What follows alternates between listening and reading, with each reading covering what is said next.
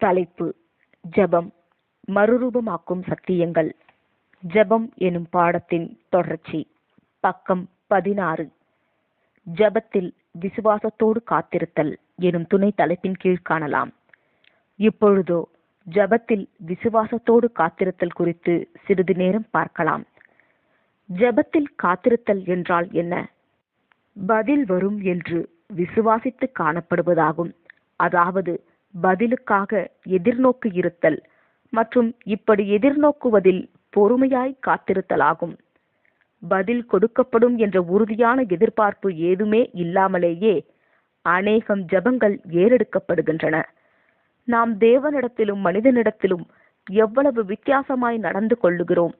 ஏதேனும் விண்ணப்பத்திற்காக நாம் சக மனிதனிடத்தில் போகையில் வேண்டியதை பெற்றுக்கொள்ளுவோம் என்று எதிர்பார்க்கிறோம் அல்லது நம்புகிறோம். ஆனால் நாம் தேவனிடத்தில் ஜெபம் பண்ணும்போது, அதுவும் திட்டவட்டமான காரியங்களுக்கு ஜெபம் பண்ணும்போது கூட ஏனோ பதில் வரும் என்ற எண்ணம் நமக்கு எப்போதும் இருப்பதில்லை. நாம் உண்மையில் எதிர்நோக்கி காத்திருப்பதும் இல்லை.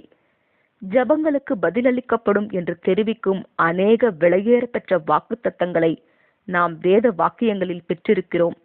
அவைகளில் சிலவற்றை கீழே கொடுத்திருக்கின்றோம். நீங்கள் ஜெபம் பண்ணும்போது எவைகளை கேட்டுக்கொள்ளுவீர்களோ அவைகளை பெற்றுக்கொள்ளுவோம் என்று விசுவாசியுங்கள். அப்பொழுது அவைகள் உங்களுக்கு உண்டாகும்.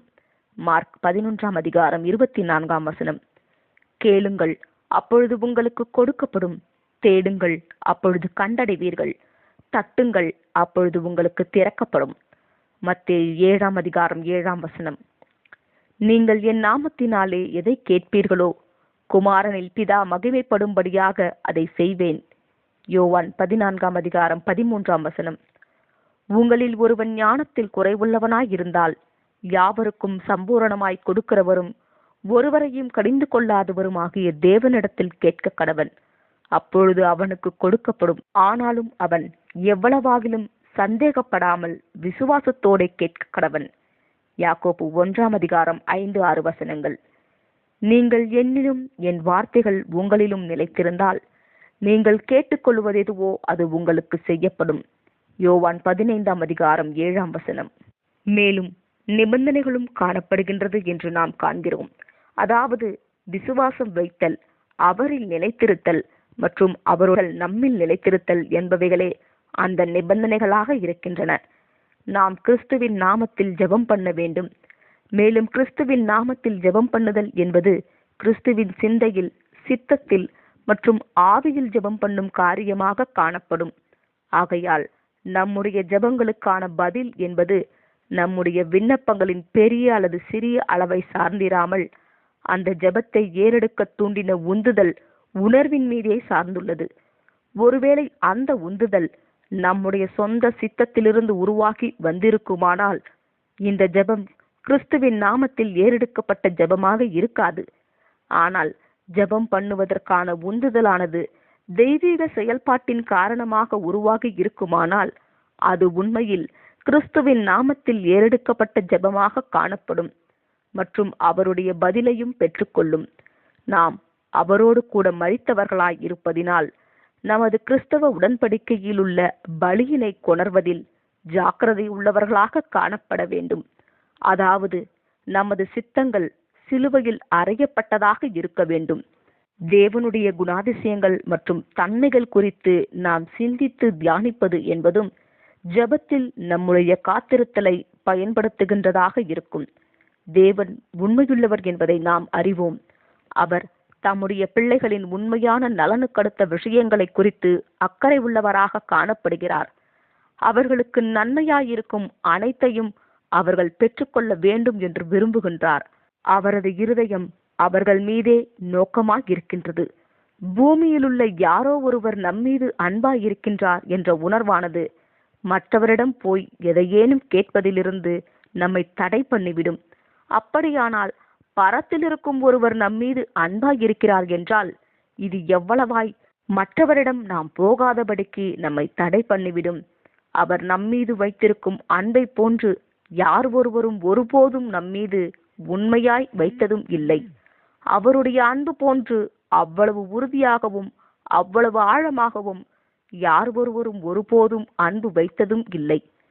அவர் நம்முடைய பிதா ஆவார் மற்றும் நாம் அவர் பிள்ளைகள் ஆவோம். மேலும் ஒரு பிள்ளை பெற்றோரின் அன்பில் தனது எதிர்பார்ப்பினை வைத்துக் கொள்வது போன்று நாமும் அவருடைய அன்பில் நமது எதிர்பார்ப்பினை வைத்துக் கொள்ள வேண்டும். அவர் சர்வ வல்லமையுள்ள தேவன் ஆவார். அவர் அனைத்து காரியங்களையும் தம்முடைய கைக்குள் வைத்திருக்கின்றார். அவரை அன்பு கூறுகிறவர்களுக்கு அவர் சகலத்தையும் நன்மைக்கு ஏதுவாக நடக்கச் செய்திட முடிபவராவார். தேவன் தாராள மனமுடையவர் ஆவார். அவர் கொடுப்பதற்கே பிரியப்படுகிறவர் ஆவார். அவர் எப்போதும் கொடுத்து கொண்டிருக்கின்றவராகவே காணப்படுகின்றார். தம்முடைய சொந்த குமாரன் என்றும் பாராமல் நம் எல்லோருக்காகவும் அவரை ஒப்பு கொடுத்தவர் அவரோடு கூட மற்ற எல்லாவற்றையும் நமக்கு அருளாதிருப்பதெப்படி? ரோமர் 8:32 மல்கியா 3:10 அவர் கூறியுள்ளதாவது, என் ஆலயத்தில் ஆகாரம் உண்டாயிருக்கும்படி தசம பாகங்களை எல்லாம் பண்டசாலையிலே கொண்டு வாருங்கள். அப்பொழுது நான் வானத்தின் பலகணிகளை திறந்து இடங்கொள்ளாமற் போகும் மட்டும் உங்கள் மேல் ஆசீர்வாதத்தை வருஷிக்க மாட்டேனோவென்று அதனால் என்னை சோதித்து பாருங்கள் என்று சேனைகளின் கர்த்தர் சொல்லுகிறார். இயேசு ஆயிரக்கணக்கானோரை போஷித்த போது முதலாவது இருந்த உணவை காட்டிலும் மீதியிருந்த துணிக்கைகளின் எண்ணிக்கை அதிகமாயிருந்தது என்று பார்க்கிறோம். வனாந்தரத்தில் இருந்த திரளான ஜனங்களுக்கு வானத்திலிருந்து அப்பம் பொழியப்பட்ட போது அனைவருடைய தேவைக்கும் மிஞ்சின அளவில் காணப்படத்தக்கதாக அது தாராளமாய் பொழியப்பட்டது. வேதாகமத்தின் நிருபங்கள் தேவனுடைய தயாளத்தினால் நிரம்பியுள்ளது.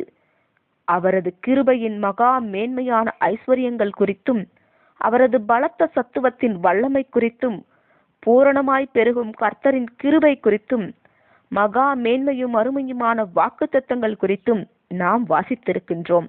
ஆகையால் சகோதர சகோதரிகளே, நம்முடைய தேவைகளின் போது தேவனுடைய இயல்புகள் குறித்து நினைத்து பார்ப்பதும் அவரது குணங்கள் குறித்து தியானிப்பதும் ஜெபத்தில் நாம் காத்திருப்பதற்கு மிகுந்த உதவியாக இருக்கும். ஒருவேளை நம்முடைய விசுவாசம் தடுமாறுமானால் தேவனுடைய இயல்புகள் மற்றும் குணாதிசயங்கள் குறித்த இந்த எண்ணங்களை நம்முடைய மனதிற்குள் கொண்டு வருகையில் நிச்சயமாகவே நம்முடைய விசுவாசம் அதிகரிக்கும்.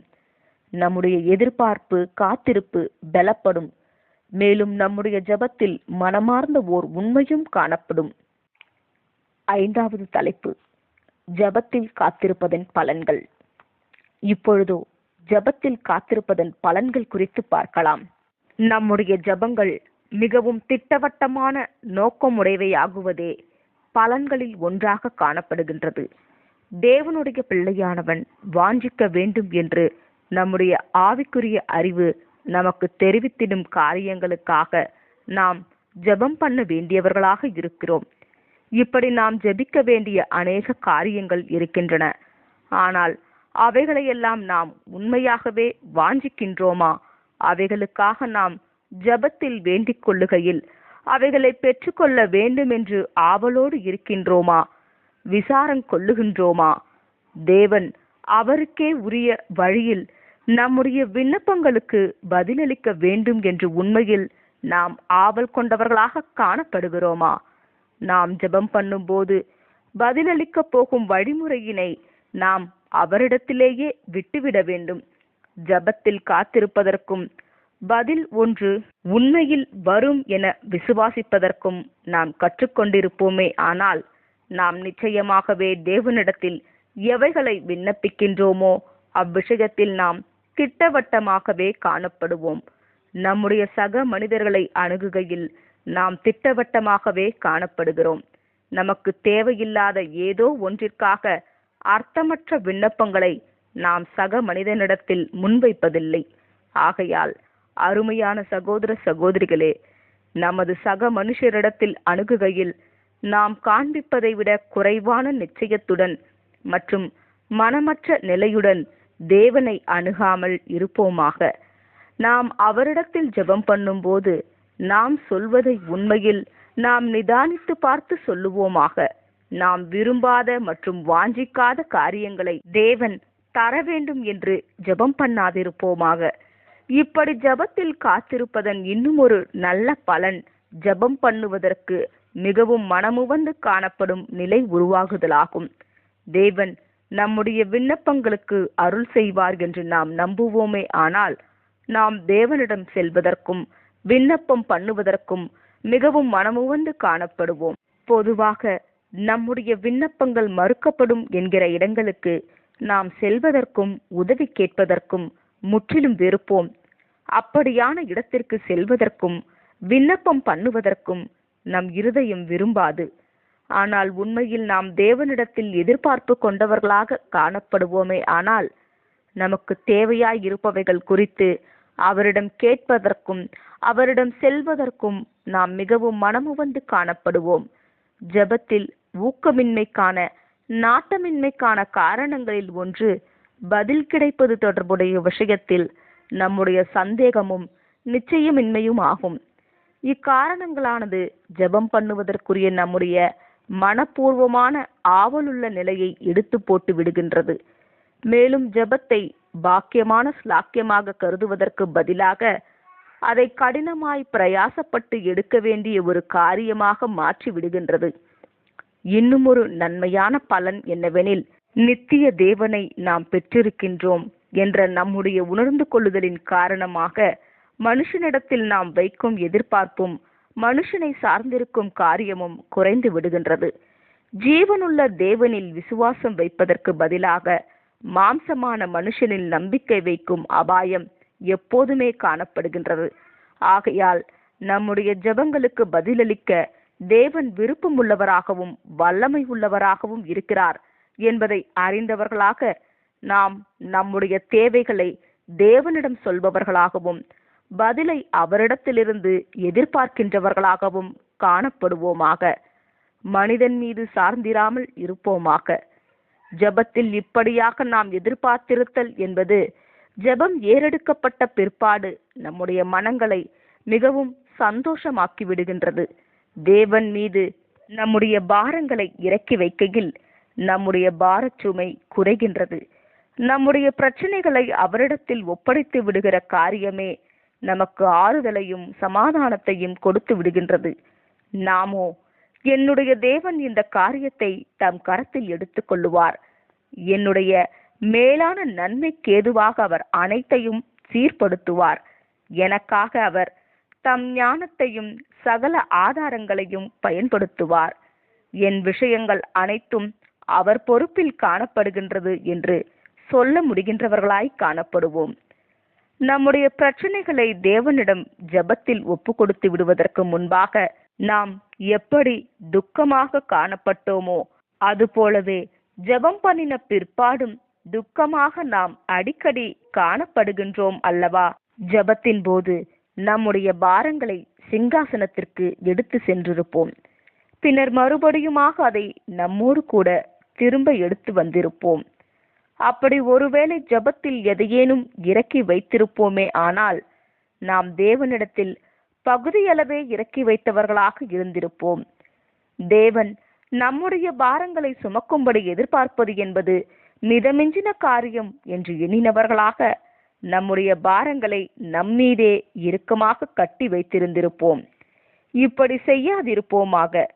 கண்களில் கண்ணீருடனும் கனத்த இருதயங்களுடனும் நாம் சிங்காசனத்திற்கு முன்பு கடந்து போவோமே, ஆனால் நம்முடைய ஜெபங்களுக்கு பதிலளிக்கப்படும் என்ற எதிர்பார்ப்பில் களி கூர்ந்தவர்களாக பரவசமான நடையுடன் திரும்பி வர நாடிடுவோமாக.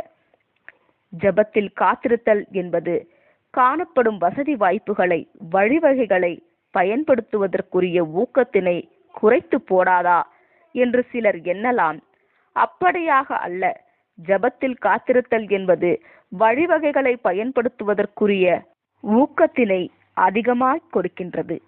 ஜெபத்திற்கு பதிலளிக்கத்தக்கதாக எந்த ஒரு வழிவகைகளையும் பயன்படுத்தாமலே தேவனால் காரியங்களை நடப்பிக்க முடியும். எனினும் அவர் கிட்டத்தட்ட அனைத்து தருணங்களிலும் வழிவகைகளை கொண்டே காரியங்களை நடப்பிக்கின்றார். அபூர்வமாகத்தான் அந்த வழிவகைகள் தெளிவாய் சுட்டிக்காட்டப்படாமல் காணப்படும். அவைகள் தெளிவாய் சுட்டிக்காட்டப்படும்படியாக நாம் வேண்டிக் கொள்ள வேண்டும். மேலும் இப்படியாக ஜெபம் பண்ணும்போது அவைகள் குறித்து நமக்கு வெளிப்படுத்தப்படும். மேலும் நாமும் வைராக்கியத்துடனும் ஊக்கத்துடனும் காரியங்களை நடப்பிப்போமாக. ஆகையால் அன்புக்குரிய சகோதர சகோதரிகளே, நம்முடைய ஜெபங்களுக்கான பதிலுக்காக காத்திருப்போமாக. சங்கீதக்காரன் போன்று நாமும், நானோ தேவனை நோக்கி கூப்பிடுவேன், கர்த்தர் என்னை ரட்சிப்பார், அந்தி சந்தி மத்தியான வேளைகளிலும் நான் தியானம் பண்ணி முறையிடுவேன், அவர் என் சத்தத்தை கேட்பார் என்று சொல்லுவோமாக. 55ஆம் சங்கீதம் 16-17 வசனங்கள். ஆனால் சங்கீதக்காரனோடு சேர்ந்து இப்படி கூறுகின்ற நாம் பதில் வரும் என்று விசுவாசிக்கின்றவர்களாக மாத்திரம் காணப்படாமல், இன்னுமாக பதிலுக்காக நாம் விழிப்புள்ளவர்களாக தேடவும் வேண்டும். நம்முடைய விண்ணப்பங்களை ஏறெடுத்த பிற்பாடு பதில் வந்தாலும் வராவிட்டாலும் ஒன்றுமில்லை என்பது போல் அவைகளை குறித்து பிற்பாடு சிந்தித்து பார்க்காதவர்களாக நாம் காணப்படுவதற்கு வாய்ப்புண்டு. இம்மாதிரியான சந்தர்ப்பங்களில் ஒருவேளை ஜபத்திற்கான பதிலாக சில விஷயங்கள் கடந்து வந்திருக்கும். ஆனால் அப்படியாக அது கடந்து வருவதை அடையாளம் கண்டு கொள்ள நாம் தவறி போயிருந்திருப்போம். மேலும் இதற்காக நாம் நமது பரமபிதாவிற்கு நன்றியினை ஏறெடுக்காதவர்களாகவும் காணப்படுவோம். தேவனிடம் ஜெபம் பண்ணிவிட்டு நம்முடைய ஜெபத்திற்கான பதிலுக்காக விழிப்புடன் பார்க்காமல் காணப்படுவது என்பது அவரை கனம் பண்ணும் காரியமாக காணப்படாது. அவர் பதில் கொடுத்தவராயிருக்க அவரது ஈவென நாம் பெற்றுக்கொண்டிருக்கும் அந்த பதிலினை நாம் அடையாளம் கண்டு கொள்ளாமல் இருப்பது என்பது தேவனுக்கான மகிமையினை நாம் திருடிவிடும் காரியமாக காணப்படும். நம்முடைய காத்திருப்பில் நாம் பொறுமையுடனும் காணப்பட வேண்டும். காத்திருப்பதில் இந்த பொறுமை என்பது மிகவும் முக்கியமான காரியமாகும். தேவனுடைய வழிகள் நம்முடைய வழிகள் அல்ல, அவருடைய நினைவுகள் நம்முடைய நினைவுகள் அல்ல.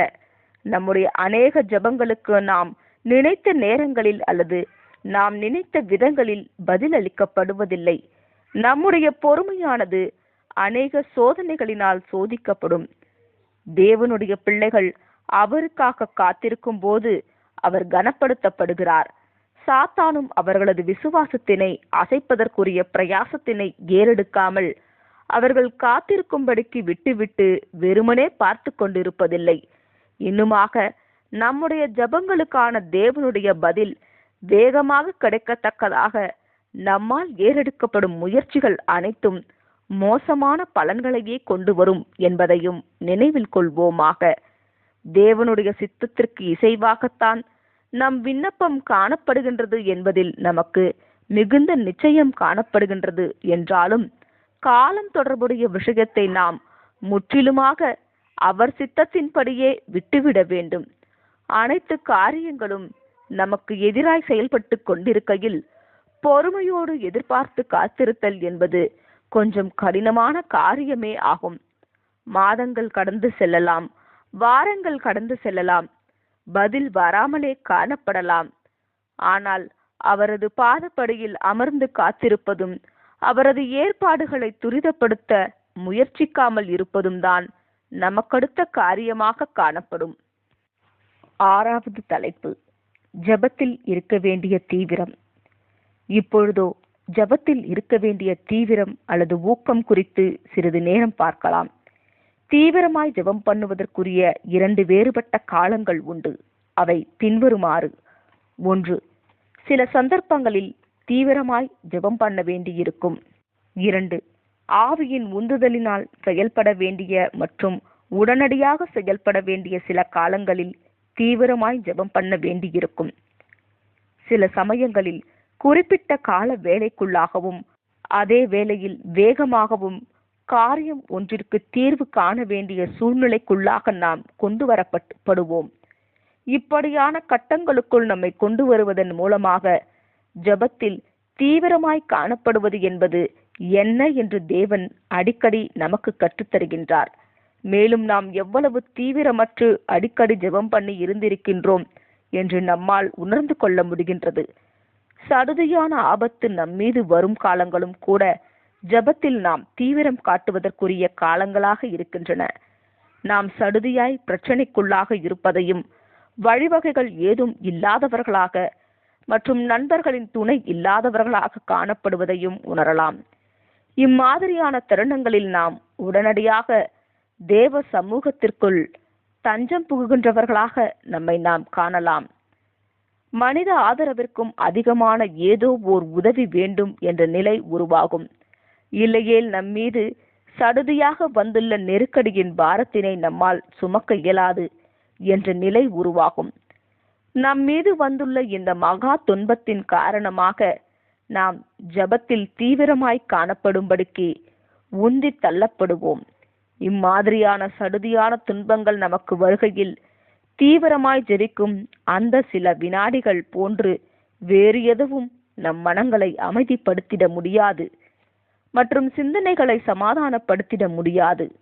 தேவன் நம் பட்சத்தில் இருக்கிறார் என்றும் அவர் இல்லாமல் நம்மால் சமாளிக்க வாய்ப்பில்லாத அப்பிரச்சனைகளை அவர் உதவியினால் சமாளிக்க முடியும் என்றும் நாம் நிச்சயம் கொண்டு இளைப்பாறலாம். நாம் ஜெபம் பண்ண வேண்டிய காரியங்களின் முக்கியத்துவம் அல்லது மகத்துவம் குறித்த விசேஷித்த உணர்ந்து கொள்ளுதலும் கூட தீவிரமாய் ஜெபிப்பதற்குரிய மற்றும் ஒரு காரணமாய் காணப்படுகின்றது. நாம் எதற்காக ஜெபம் பண்ணுகின்றோமோ அவை எவ்வளவு பெரிதான ஆசீர்வாதங்களாக காணப்படுகின்றன என்பதை நாம் எப்போதும் உணர்ந்து கொண்டவர்களாக இருப்பதில்லை. இதன் காரணமாக நம்முடைய ஜெபங்கள் மந்தமாய் ஊக்கமற்று காணப்படுகின்றன. ஆனால் நமக்கான வழிவகைகள் முற்றிலும் அடைபட்டு போய் நம்மீது கடுமையான அழுத்தம் ஏற்படுகையில் ஜெபத்தில் தீவிரமாய் காணப்படுவதின் அர்த்தம் என்ன என்று நாம் கற்றுக்கொள்ளுகிறவர்கள் ஆகுகின்றோம். ஏதோ ஓர் அற்பமான வழிவகையானது நம்மையும் அறியாமலேயே அல்லது நாம் திட்டமிடாமலேயே ஜெபத்திலுள்ள நம்முடைய தீவிரத்தினை பாதிக்கும்படிக்கு நாம் அனுமதிக்க வாய்ப்புண்டு. ஆனால் உண்மையில் இப்படியாக காணப்படுவதற்கு நாம் விரும்புகிறதில்லைதான். தேவனை மட்டுமே சார்ந்திருக்க நாம் விரும்புகின்றோம். அவரை மாத்திரமே ஏறெடுத்து பார்க்க விரும்புகின்றோம்.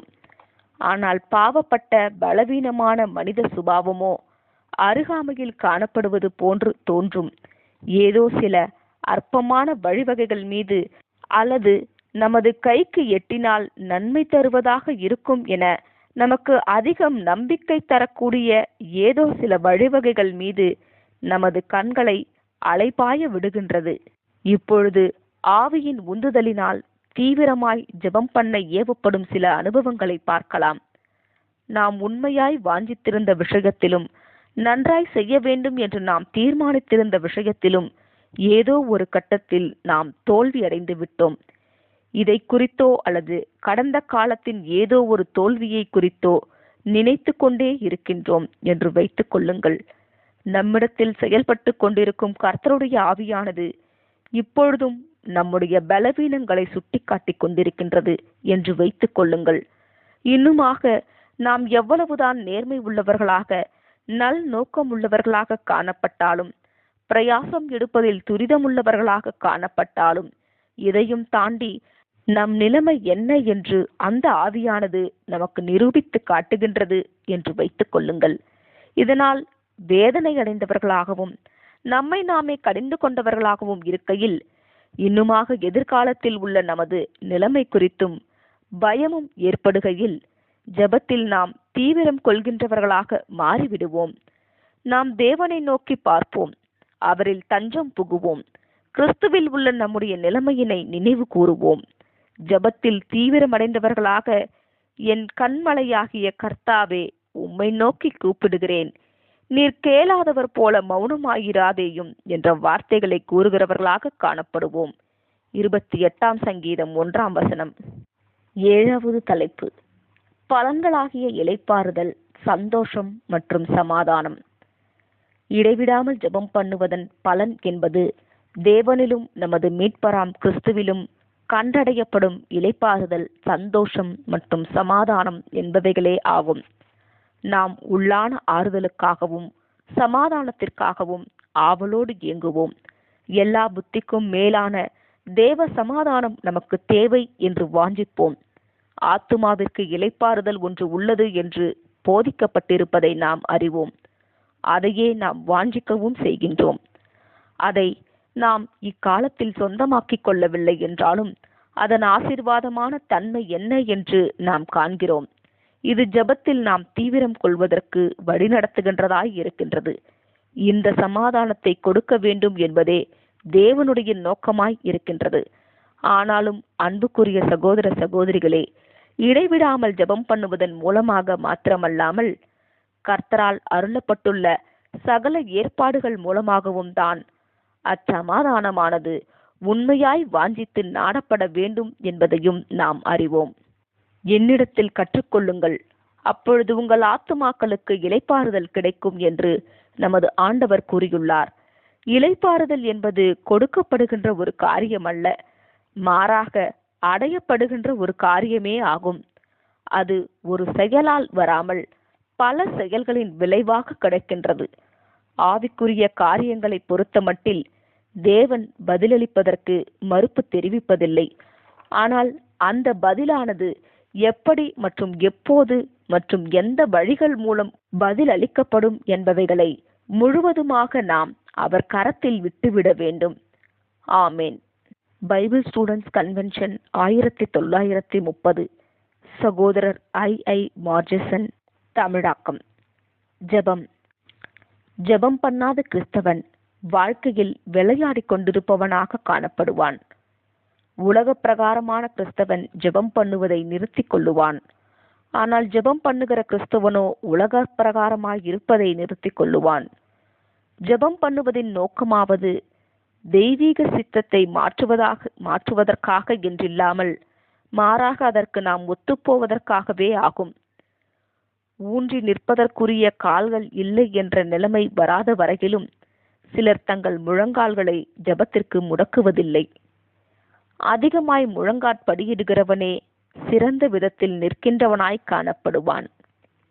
Stories twice told. கோலி குண்டு இனிமேல் அவசியம் இல்லை.